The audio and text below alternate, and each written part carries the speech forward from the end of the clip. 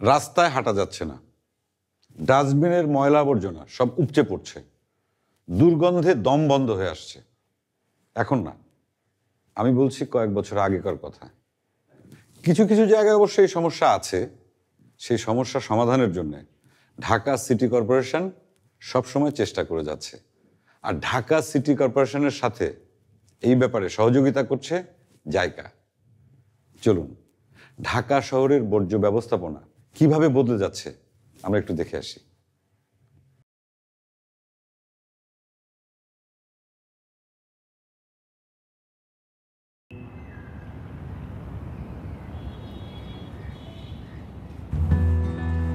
শহরের মানুষের ঘুম ভাঙার আগে, এমনকি সূর্য ওঠার আগে শহর ঝাড়া মোছার কাজ শুরু করে দেন ঢাকা সিটি কর্পোরেশনের পরিচ্ছন্নতা কর্মীরা। গতদিনের নাগরিকদের ফেলে যাওয়া কোনো ধরনের ময়লায় ফাঁকি দিতে পারবে না এই পরিচ্ছন্নতা কর্মীদের ঝাড়ুর শলা থেকে। প্রতিদিন প্রায় 10,000 পরিচ্ছন্নতা কর্মী নিয়োজিত থাকেন এই মহানগরের রাস্তাঘাট বর্জ্যমুক্ত করার কাজে। রাত 9টা থেকে শুরু করে ভোর 5টা পর্যন্ত আমরা যে প্রত্যেকটা রোডে আছে, রোডে আমরা ঝাড়ু ক্লিন করি।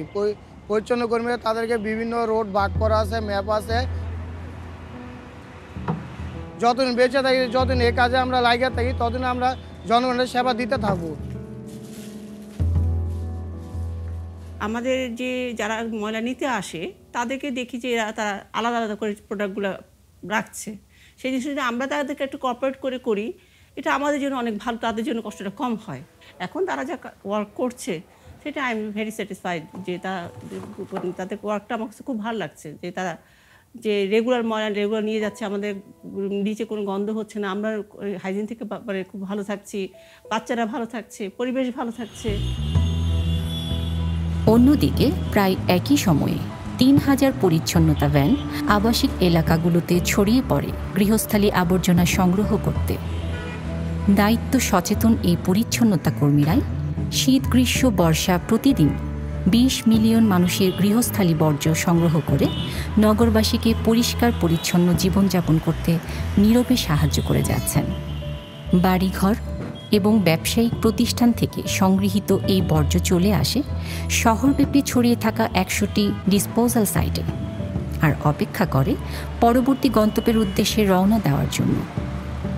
রাজধানীর বর্জ্য ব্যবস্থাপনার প্রযুক্তিগত আধুনিকায়নের লক্ষ্যে 2009 সালে জাইকা বর্জ্য সংগ্রহ ও পরিবহনের জন্য বিশেষভাবে নির্মিত 100টি ট্রাক গ্র্যান্ড এইডের আওতায় ঢাকা সিটি কর্পোরেশনকে অনুদান হিসেবে হস্তান্তর করে।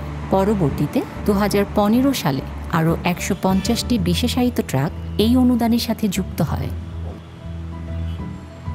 প্রথম অবস্থায় তো এখানে ওপেন ডাম্পিং করা হতো।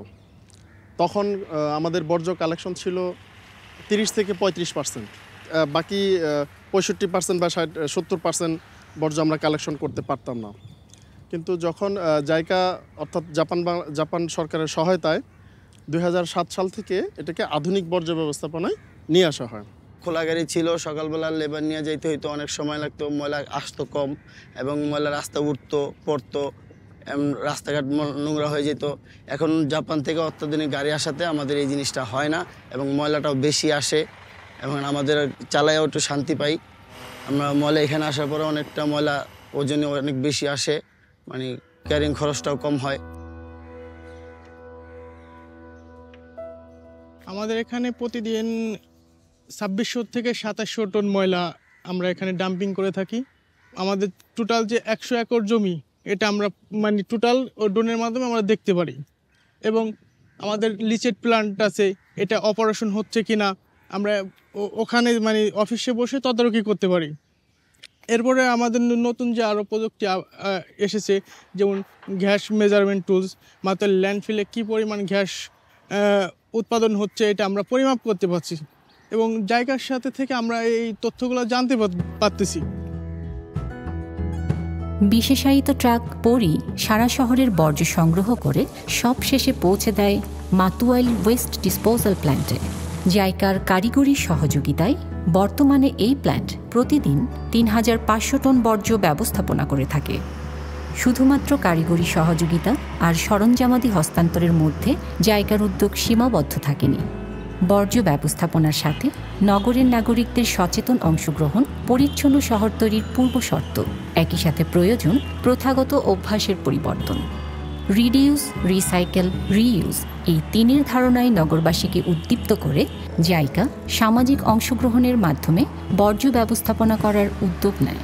কারিগরি সহায়তার পাশাপাশি গণমানুষের অভ্যাস পরিবর্তন করার মাধ্যমে একটি জটিল সমস্যার সমাধান করতে চাওয়ার জাইকার এই আন্তরিক প্রচেষ্টার সুফল সুদূর প্রসারী।でこのまま人口が増えていくとダッカはどうなってしまうんだろうというところで今回の協力が始まった経緯があります。今実際ダッカ市のそのゴミの収集率っていうのは 80% を超えていて、これはもう東南アジア、フィリピンだったりとかベトナムよりも高い収集率なんですね。ですので、ぜひバングラデシュにはさらに高いところを目指してほしいと思っています。